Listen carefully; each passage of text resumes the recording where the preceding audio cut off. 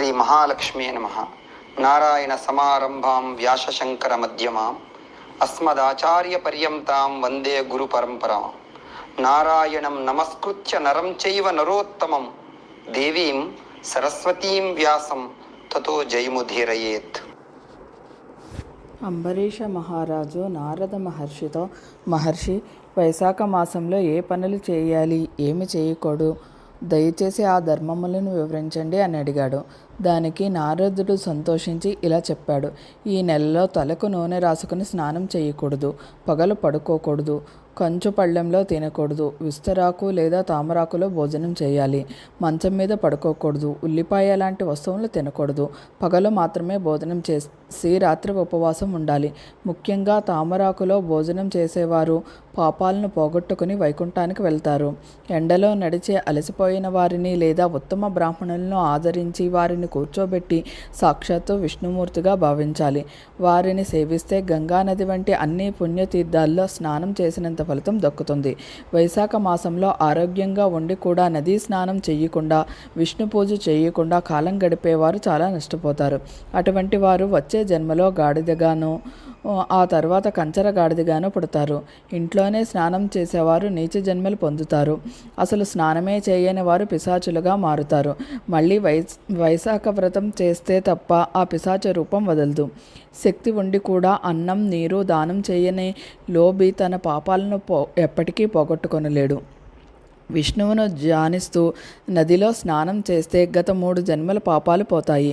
సూర్యోదయ సమయంలో సముద్రంలో స్నానం చేస్తే 7 జన్మల పాపాలు పోతాయి.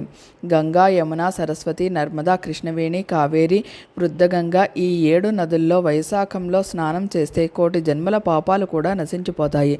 బయట ప్రవహించే నీరు గోపాదమంత లోతు ఉన్నా సరే అందులో అన్ని తీర్థాలు ఉంటాయని నమ్మి స్నానం చేయాలి. పాలులో, పెరుగులో నెయ్యి ఎలా ఉత్తమమో అలాగే కార్తీకం కంటే మాఘం, మాఘం కంటే వైశాఖం గొప్పది. ఈ నెలలో చేసే చిన్న దానమైనా సరే మర్రి చెట్టులాగా శాఖోపశాఖాలుగా వృద్ధి చెంది అనంతమైన ఫలితాన్ని ఇస్తుంది.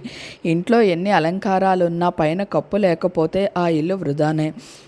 ఎన్ని వ్రతాలు చేసినా వైశాఖ వ్రతం చేయకపోతే జీవితం అలాగే వ్యర్థం.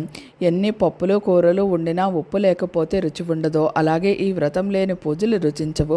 స్త్రీ ఎన్ని నగలు వేసుకున్నా వస్త్రం లేకపోతే గౌరవం ఉండదు. అలాగే ఈ వ్రతం లేకపోతే ఇతర పుణ్యకార్యాలు శోభించవు. ఎంత అందగత్త అయినా గుణవంతురాలైనా భర్త ప్రేమ లేకపోతే ఆమెకు గుర్తింపు ఉండదు. వైశాఖ వ్రతం లేని భక్తి కూడా అలాంటిదే. చివరకు ఎంతటి భోగి అయినా, మదమెక్కిన రాజైనా సరే వైశాఖంలో కేవలం స్నానం చేస్తే చాలు సర్వదోషాలు పోయి పుణ్యాత్ముడై వైకుంఠానికి వెళ్తాడు. ఈ మాసానికి అధిదేవుడు సాక్షాత్తు శ్రీ మహావిష్ణువు. శ్రీ మహావిష్ణువును ప్రార్థించి అర్ఘ్యమిచ్చి స్నానం పూర్తి చేశాక ఉతికిన పొడి బట్టలు కట్టుకొని ఆ నెలలో పూచిన పువ్వులతో శ్రీ మహావిష్ణువుకు భక్తితో పూజించాలి. వైశాఖ మాసం గొప్పతనాన్ని వివరించే విష్ణుమూర్తి కథలు చదవాలి లేదా వినాలి. ఇలా చేస్తే గత జన్మలో చేసిన పాపాలన్నీ నశించిపోతాయి. ఈ వ్రతాన్ని పాటించేవారు భూలోకంలో ఉన్నా, స్వర్గలోకంలో ఉన్నా లేదా పాతాళంలో ఉన్నా వారికి ఎక్కడా ఎలాంటి కష్టాలు రావు. వారికి పునర్జన్మ ఉండదు. నేరుగా మోక్షం లభిస్తుంది. ఎవరైతే ఈ వైశాఖ మాసంలో కంచు పాత్రలో భోజనం చేస్తారో, విష్ణు కథలు వినరో, స్నానాదులు చేయరో వారు ఖచ్చితంగా నరకానికి వెళ్తారు. బ్రహ్మహత్య లాంటి ఘోర పాపాలకైనా ఏదో ఒక పరిహారం ఉంటుంది. కానీ వైశాఖ వ్రతాన్ని చేయని వారికి మాత్రం ఆ పాపం నుండి విముక్తి పొందే దారే లేదు. శరీరం సహకరిస్తున్నా, నీళ్లు అందుబాటులో ఉన్నా స్నానం చేయనివాడు, నోరి ఉండి కూడా హరి అనే 2 అక్షరాలు పలికనివాడు బతికున్నా మరణించిన వారితో సమానమే. వాడు జీవించి ఉండడం వల్ల ఎలాంటి ఉపయోగం లేదు. ఈ నెలలో విష్ణువును ఏ రకంగానూ సేవించిన వాడు వచ్చే జన్మలో పందిగా పడతాడు. పవిత్రమైన వైశాఖ మాసంలో తెల్లవారుజామునే నది లేదా చెరువులో స్నానం చేసి తులసి దళాలతో విష్ణువును పూజించి ఆయన కథలను వింటూ దానాలు చేసేవారు వచ్చే జన్మలో గొప్ప రాజులుగా పుడతారు.